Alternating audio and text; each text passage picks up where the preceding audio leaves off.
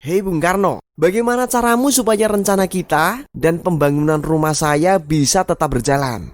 Kemudian dengan menggunakan suara mirip Bung Karno, Srianto mengatakan, "Ya sudah, aku pamit ke Kayangan dulu untuk membahas masalahmu." Menjatuhkan pidana kepada terdakwa dengan pidana mati. Halo Sobat Fiber, selamat datang di channel 1000 Perkara. Channel yang membahas kasus-kasus pidana berdasarkan fakta-fakta yang terungkap di persidangan. Di video kali ini kita akan membahas kasus penipuan yang terjadi di Desa Baran, Kecamatan Ngunter, Kabupaten Sukoharjo. Dalam penipuan ini, pelaku yang bernama Srianto bin Mulyono mengaku kalau dirinya adalah ahli spiritual. Ia juga mengatakan kalau ada roh lain dalam dirinya, yaitu roh Bung Karno, roh Eyang Semar, roh Eyang Kresno, roh Eyang Lawu, dan roh Prabu Siliwangi. Sedangkan yang menjadi korban penipuan adalah tetangga dari Srianto sendiri yang bernama Bambang Krisnamurti dan istrinya yang bernama Bibit Lestari. Kasus penipuan berawal ketika Srianto mengatakan kepada Pak Bambang Krisnamurti dan Bu Bibit Lestari kalau dirinya memiliki uang sebanyak 250 miliar rupiah yang diperoleh dari hasil mengangkat harta karun Bung Karno di daerah Jember, Jawa Timur. Kasus penipuan atas nama terdakwa Srianto itu kemudian disidangkan di Pengadilan Negeri Sukoharjo.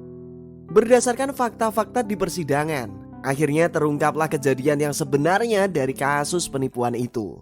Pada awalnya, di bulan April 2016, Bu Bibit Lestari sedang membeli soto di sebuah warung yang berada di dekat pasar desa. Di warung itu Bu Bibit Lestari bertemu dengan Srianto, yang mana di desanya ia dikenal sebagai seorang ahli spiritual. Karena saling kenal, mereka pun sempat ngobrol cukup lama. Dalam obrolan mereka, Bu Bibit menceritakan kepada Srianto kalau dirinya sedang mengalami sakit pinggang dan selalu kesulitan saat berjalan. Mendengar cerita Bu Bibit, Srianto pun menawarkan diri untuk mengobati penyakit yang diderita oleh Bu Bibit. Untuk meyakinkan Bu Bibit, Srianto pun mengatakan kalau penyakit yang diderita oleh Bu Bibit dapat ia sembuhkan, namun harus melalui beberapa tahap pengobatan. Sepulang dari rumah, Bu Bibit meminta izin kepada suaminya Bambang Krisnamurti untuk menjalani terapi di rumahnya Srianto. Dan Pak Bambang pun menyetujuinya. Bahkan Pak Bambang mengatakan kalau dirinya bersedia menemani Bu Bibit pada saat berobat di rumahnya Srianto. Pada akhirnya Bu Bibit mulai sering datang ke rumah Srianto dengan ditemani oleh suaminya Pak Bambang untuk melakukan pengobatan. Yang datang berobat ke Srianto ini bukan hanya Bu Bibit, namun ada beberapa juga warga lain yang datang dengan berbagai macam keluhan penyakit.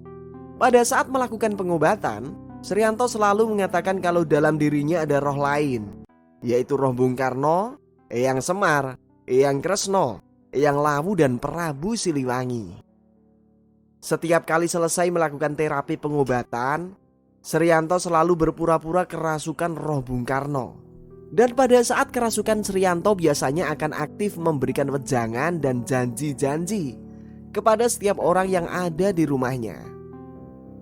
Suatu hari, di bulan Mei tahun 2016 sekitar jam 9 malam, setelah selesai melakukan pengobatan, Srianto mengatakan kalau dirinya memiliki uang sebanyak 250 miliar yang ia peroleh dengan cara gaib, yang mana dirinya berhasil mengangkat harta karun Bung Karno berupa emas batangan di wilayah Jember, Jawa Timur.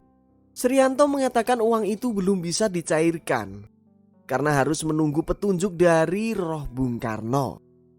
Setelah itu Srianto mengeluhkan kalau saat ini dirinya ingin membangun rumah, namun ia belum mempunyai biaya.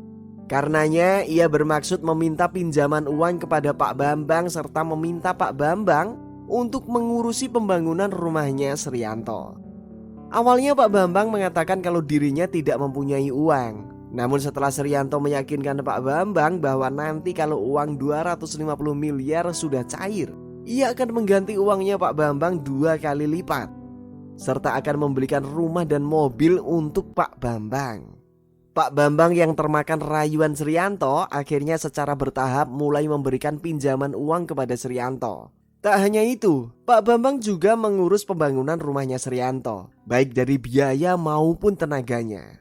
Total keseluruhan uang yang telah dikeluarkan oleh Pak Bambang untuk membangun rumah Srianto sudah sekitar 128 juta rupiah. Namun Srianto belum juga mengganti uangnya. Beberapa waktu kemudian, Bu Bibit dan Pak Bambang kehabisan uang. Karenanya mereka langsung datang menemui Srianto untuk menagih janji yang pernah diucapkan olehnya. Srianto mengatakan kepada Pak Bambang untuk tetap tenang karena sebentar lagi ia akan berangkat ke Jember untuk mencairkan uang 250 miliar. Nanti kalau uangnya sudah diambil, ia langsung mengganti uang Pak Bambang 2 kali lipat serta akan membeli mobil dan rumah untuk Pak Bambang. Suatu malam, saat Pak Bambang dan Bu Bibit sedang berada di rumahnya Srianto untuk menagih utang, tiba-tiba Srianto berpura-pura sedang kerasukan roh Bung Karno. Saat itu, Srianto berbicara seolah-olah sedang bertanya kepada roh Bung Karno. "Hei Bung Karno, bagaimana caramu supaya rencana kita dan pembangunan rumah saya bisa tetap berjalan?" Kemudian dengan menggunakan suara mirip Bung Karno, Srianto mengatakan, "Ya sudah, aku pamit ke Kayangan dulu untuk membahas masalahmu." Setelah menunggu sekian lama, uang yang dijanjikan oleh Srianto tak kunjung dikembalikan. Karenanya pada bulan April 2021, Pak Bambang melaporkan Srianto ke polisi atas dugaan tindak pidana penipuan. Pada tanggal 21 April 2021, polisi berhasil menangkap Srianto guna mempertanggungjawabkan perbuatannya. Akibat perbuatannya, jaksa menuntut Srianto dengan hukuman 2 tahun 6 bulan penjara. Atas tuntutan itu, Srianto meminta permohonan keringanan hukuman. Dan atas tuntutan jaksa serta tanggapan dari Srianto tersebut, akhirnya hakim menjatuhkan hukuman penjara selama 1 tahun 8 bulan kepada Srianto. Nah, gimana nih pendapat teman-teman tentang kasus penipuan ini? Menurut teman-teman, sudah adilkah Srianto dihukum 1 tahun 8 bulan penjara? Tulis pendapatmu di kolom komentar ya. Jangan lupa like dan juga subscribe, serta aktifkan tanda loncengnya agar setiap kami upload video terbaru akan muncul notifikasi di beranda YouTube kalian.